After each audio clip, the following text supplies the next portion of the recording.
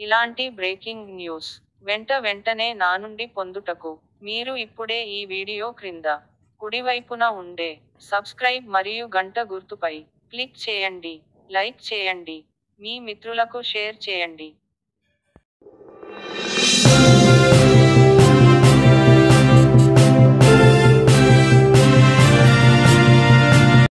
తెలంగాణ రాష్ట్రంలో 24 సంవత్సరం తర్వాత ఎవరైతే రిటైర్ అయ్యారో వారందరికీ ఇప్పటి వరకు రాష్ట్ర ప్రభుత్వం వాళ్ళ పెన్షనరీ బెనిఫిట్స్ ఇవ్వటం లేదు.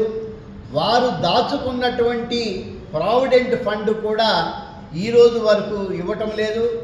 వాస్తవానికి రిటైర్ అయిన తర్వాత వచ్చే డబ్బులతోటి పిల్లల పెళ్లి చేయాలనో, ఒక సొంత ఇల్లు కట్టుకోవాలనో, ఏదైనా అనారోగ్యానికి పాల్పడితే వైద్యం చేయించుకోవాలనో ఈ రకమైనటువంటి ఆశలు ఉంటాయి. కానీ దురదృష్టం, ఆ ఆశల్ని నిరాశపరుస్తూ రాష్ట్ర ప్రభుత్వం ఈరోజు వరకు వారికి రావాల్సిన లక్షలాది రూపాయల పెన్షనరీ బెనిఫిట్స్ ఇవ్వకుండా మోసం చేస్తూ ఉంది. మేము అందుకనే Telangana all pensioners and retired persons association పక్షాన తక్షణమే వారికి రావాల్సినటువంటి పెన్షనరీ బెనిఫిట్స్ ఇవ్వాలని రాష్ట్ర ప్రభుత్వాన్ని డిమాండ్ చేస్తూ ఉన్నాం.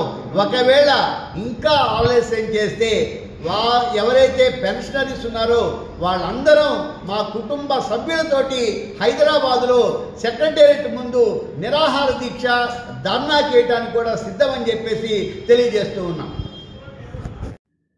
ఇలాంటి బ్రేకింగ్ న్యూస్ వీడియోలు నిరంతరం ఎప్పటికప్పుడు నేరుగా నోటిఫికేషన్ ద్వారా నా నుండి మీరు పొందుటకు ఈ వీడియో క్రింద కుడివైపున ఉండే సబ్స్క్రైబ్ మరియు గంట గుర్తుపై క్లిక్ చేయండి, లైక్ చేయండి, మీ మిత్రులకు షేర్ చేయండి.